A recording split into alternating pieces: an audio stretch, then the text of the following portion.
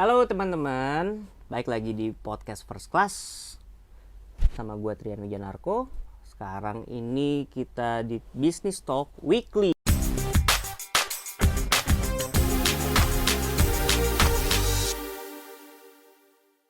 Dan sekarang gue lagi kedatangan tamu yang sangat spesial. Sespesial apa sih? Gue juga nggak ngerti. Sespesial nasi goreng. Nasi goreng? Iya, telurnya 2 kan? Iya. Kita kedatangan Rafdi Nazif, bro. Iya. Apa kabar, men? Tunggu dulu. Buset. Apa nih, Bang? Ada Alka Plus. Itu apa tuh, Bang? Alka Plus ini namanya hand sanitizer yang nggak pakai alkohol, bro. Berarti cara makainya coba dong. Tangan lo. Ini bisa. Semuanya bisa. Tapi nanti aja ntar gue basah. Nanti kita bahas yang lain aja. Iya. Nggak, sekarang kita baru dong. Rafdi, gila apa kabar, bro? Baik, Bang. Gimana? Gila, Rafdi. Yang gua tahu kan lo ini adalah pengusaha yang muda.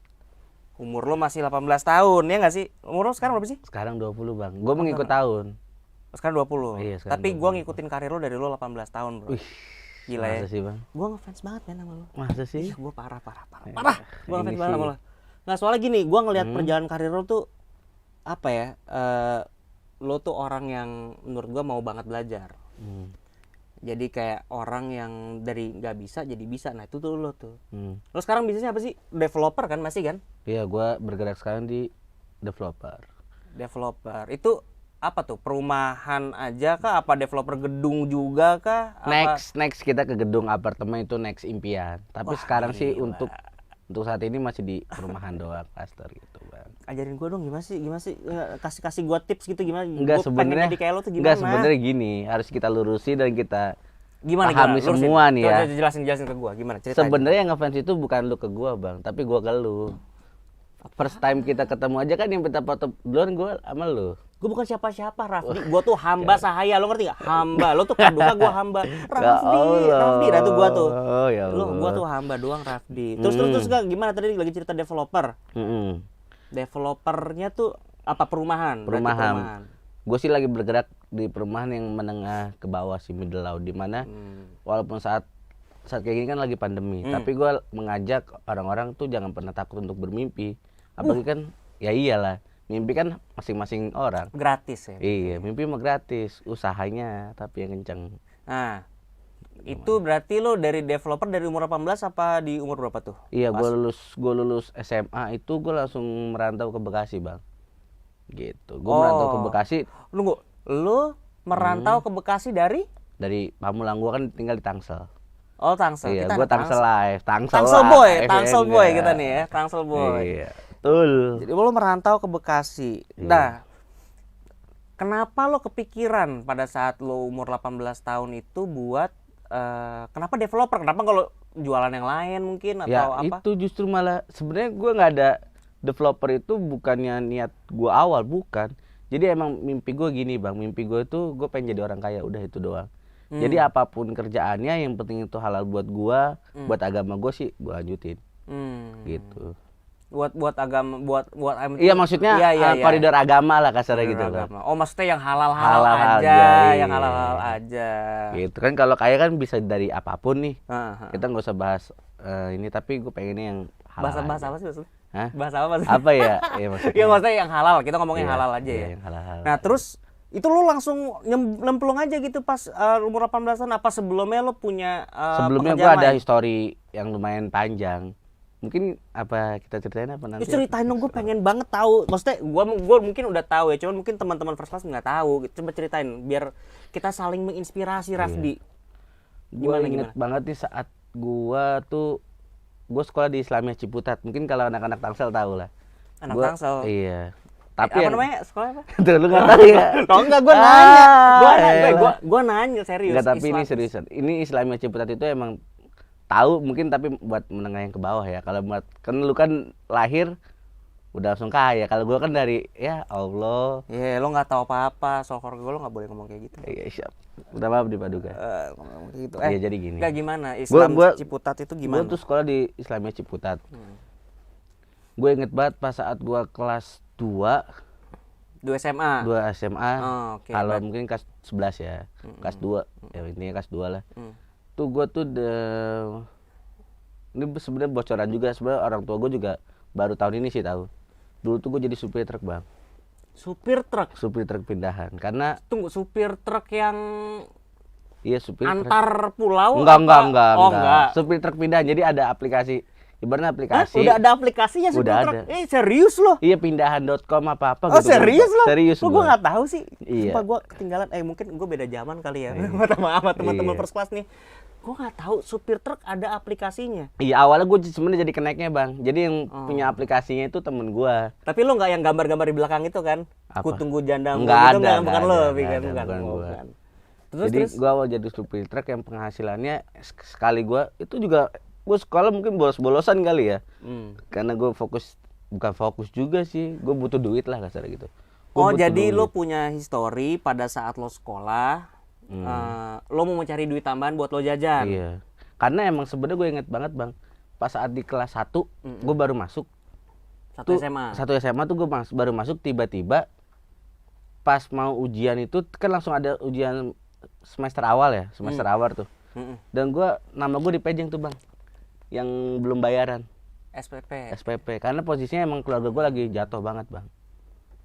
Kita semua pernah jatuh bro. Iya. Terus, kan gue cerita gue nih ya. Terus? Nah posisinya nama gue dipajang, gue inget banget situ. Ini gimana nih cara ngapus nama ini dari papan ini? Gue tanya dong guru gue, Pak ini cara ngapusnya gimana? Gue mah sontoloyo aja gitu. Ya katanya kamu bayar aja. Gitu ya. Kalau nggak salah sih itu gue punya utang ke sekolah di angka sejutaan lah. Sejuta menurut gue udah gede banget. Akhirnya gue jadi udah mulai kerja kecil-kecilan. Akhirnya gue jadi nyampe jadi supir truk itu loh bang. Supir truk. Pindahan. Nah itu supir truk. Lo langsung lewat aplikasi gitu lo nyari lowongan supir truk? Apa lo ketemu orang yang menawarkan? Enggak, lo temen jadi? gue. Temen gue jadi dia kayak mungkin kalau sekarang kayak driver ojol ya. Nah tapi itu di pindahan gitu di aplikasi apa gitu namanya. Pindahan, nganter barang ya nggak? Iya, ngangkatin barang. Orang pindahan nih, lewat jasa gua gitu loh bang. Tapi jangan lupa kalau kita nganter barang udah ada lain parcel. Oh iya. Ini singanya, wow kapal terbangnya banyak loh. Kapal terbang, bahasanya tua banget. Pesawat. Lo kalau mau kirim barang-barang udah nggak pakai truk lagi bro sekarang. Pesawat bro, lainparcel.id. Kesukaanku. Ya. Terus gimana jadi kalau misalkan apa tadi supir truk nganter barang pindahan, upahnya berapa tuh bro kalau gue boleh tahu bro? Upah paling pada saat gede gue pokoknya bersih tuh 100.000 lah per hari. Per hari 100.000. Iya, ya lumayan buat anak-anak SMA ya. Iyalah, lumayan. Gue juga kalau SMA kalau sehari 100.000 mungkin gue mau kayaknya. Iya, coba deh. Hah? Cobain aja coba. Ya enggak, gue udah nggak SMA lagi masalahnya. Nah, terus enggak berarti lo punya namanya drive buat lo pengen jadi supir truk karena pengen nyari uang tambahan. Terus lo malu ya kan? Lo malu sama teman-teman lo. Emang teman-teman lo apa sih yang lo lihat dari teman-teman lo pada saat lo kelas 1 SMA tuh mereka udah enak berada ya? Apa gimana? Enak, maksudnya enak tuh ibaratnya dia apa ya? Cuma mikirnya ke sekolah itu untuk belajar. Sedangkan kalau gue ditambah lagi nih bebannya dengan ekonominya gitu bang. Tapi lo ini pada saat lo dapat uang nih 100.000 lo masih kepikiran sekolah apa udah deh gue cari duit aja? Ya itu jadinya imbasnya. Ya gue cabut-cabutan bang. Iya, tapi lo SMA lo lulusin apa? Lulus. Lo SMA lulus. Lulus tapi yang banyak apa namanya kalau ibaratnya di buku BK tuh kalau orang mah 1-2, kalau gue mungkin 15 buku gue doang bang. Oh udah, gue juga dulu banyak bro merahnya, walaupun ya gimana tapi banyak lah. Nah singkat cerita gue dari pas gue jadi supir truk tiba-tiba nyokap tuh ketemu bisnis. Ketemu bisnis yang tiba-tiba itu penghasilannya bisa di bisnis itu ya, di bisnis nyokap gue gelutin itu penghasilan bisa sebulan itu minimal itu kalau nggak salah tuh 500 sampai M lah. Gue kaget bang. Masih serius lo? Iya, gue kaget bener. Gila. Kenalin dong sama nyokap lo, gue nggak mau kayak gitu. Kan lu udah kenal. Oh iya, gue udah kenal. Iya. Bu Yuli, ya namanya Bu Yuli. Nyokapnya Raffi baik. Terus. Nah jadi nyokap gue ketemu bisnis itu gue kaget awalnya. Kok ada ya orang yang berpenghasilan gila. Sedangkan gue dari pagi nyampe ketemu pagi kasarnya gitu loh. Secapek itu cuma dapat 100.000 per hari. Kalau ngomong sebulan berarti kan baru 3 juta. Itu juga kalau gue kerja full. Kalau enggak kan biasanya gue cuma kerja 4-5 hari doang bang.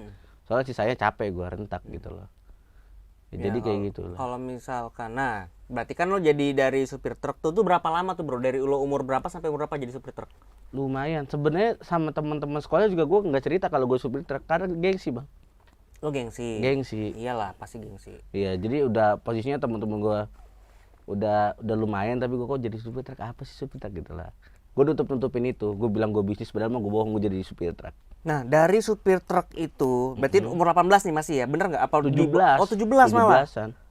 Teman-teman, salut nggak sih lo? Umur 17 tahun bela-belain buat nambahin uang jajannya dia rela untuk jadi supir truk. Anak-anak sekarang nggak kayak gitu bro. Gue yakin kalau emang dia udah apa ya, dia udah berkecukupan, iya. ya pasti malu lah. Siapa sih sekarang yang mau kerja kotor? Iya, justru gini bang, faktor X kan, faktor X yang mendorong gue ke sana karena gue miskin. Ya orang miskin kasarnya gue tuh kalau menurut orang tuh orang yang lapar ngeliat makanan ya pasti gue ambil. Enggak. Gitu loh. Gue sukanya sama lo apa? Lo itu mau banget merubah takdir lo. Maksudnya gini, ada orang yang miskin nih bro. Gue nggak ngejudge sama sekali ya, terserah sih. Iya. Tapi sepengetahuan gue dan pendapat gue, ada yang orang miskin tapi dia nyaman miskin. Lo ngerti nggak maksud gue? Iya. Jadi misalkan gini, ada sebut saja A gitu Iya, ya. Si A mungkin berkekurangan, dia hanya bisa makan seminggu nasi gitu ya, nasi sama tempe misalkan tiap hari. Tapi ya udah dia nggak kepikiran tuh untuk kayak gue pengen makan pakai telur, gue pengen makan pakai ayam. Iya. Gitu. Dia nggak kepikiran, mungkin ada tetangga yang punya mobil, ya udah gue cukup kok gue naik kendaraan umum atau gue naik motor aja gitu. Nah itu kan dia berarti kan butuh dari dalam media gitu. Iya. Nah itu yang gue salut dari lo gitu. Kenapa lo nggak kenapa sih lo ada dorongan itu gitu? Kenapa nggak lo nyaman-nyaman aja pada saat itu? Kan lo tetap bisa makan dong. Bisa. Walaupun lo susah apapun masih bisa makan dong. bisa, alhamdulillah kan? bisa. Berarti lo karena itu lo tadinya malu gitu ya, Iya. malu. Gitulah. Dan lo masih muda gitu tuh, gue penasaran banget gimana tuh. Jadi gini, ada orang yang tipenya itu mungkin ya nganggapnya ini takdir dari Tuhan. Iya. Gue harus mensyukuri. Itu kadang-kadang tuh kedok agama sering banget dibawa-bawa bang. Agama dijadiin itu tameng kemalasan diri dia sendiri sih kalau menurut gue. Udahlah nggak usah kerja, nggak usah segala macem, rezeki mah urusan Tuhan. Bos, kalau Tuhan punya nomor rekening nih ya, gue nggak usah kerja. Mendingan nomor rekening gue kasih ke Tuhan ya. Gue timbang sholat Allahu Akbar, ya kan? Iya sih. 5 kali sehari, rekening gue kan udah di Tuhan nih. Ya, tapi tunggu transferan gitu ya. Kabar baiknya Tuhan gak punya nomor rekening. Tetap harus melewati jalur-jalurnya. Makanya gue kerja. Nah, gue mulai aktif di bisnis sebenarnya kelas 2 semester 2 tuh. Kelas 2 semester 2 berarti umur 18. Iya, di umur 17 sama sih bang. Masih Di tahun 17 itu juga? iya. Di tahun itu juga. Itu bisnis pertamanya apa tuh? Udah langsung developer apa bukan? Bukan. Gue awalnya itu burung dara bang. Oh, burung dara. Iya, burung dara yang kayak plekan tuh. Keplekan. Iya. Burung dara beneran kan? Iya, burung dara. Wah, yang beneran. Lo enggak bukan. Aduh, gue bingung nih ya burung ngomongin dara. ya. Oke, burung Iya, dara. iya. Nah, itu burung dara tuh lo jual. Iya, gue tuh ngambil. Berapa tuh harganya burung dara tuh? Gue sepasang ngambil dari Jawa. Jadi burung dara itu dari Jawa dikirim lewat kereta. Gue ngambil di Senen. Namanya stasiun Senen. Dari stasiun Senen baru dikeguain. Gue sepasang ngambil dari Jawa 30.000 bang. 30.000. Iya, udah sampai pengiriman, udah sampai tempat gua. Oke, lo jual? Gue jual, alhamdulillahnya sih 150.000. 150.000. Iya. Pembeli datang ke lo lewat mana? Gue punya kandang bang, bahasanya itu kandang. Jadi gua komunitas punya, apa? Enggak, kandang burung. Kandang burung, displaynya gitu Iya, maksudnya. displaynya di situlah. Gue pokoknya tuh lumayan juga sih gue dari bisnis itu bang. Sebulan gue hampir dapat achieve paling tinggi sih 15 juta bang. 15 juta? Iya. Dari jualan burung? Iya.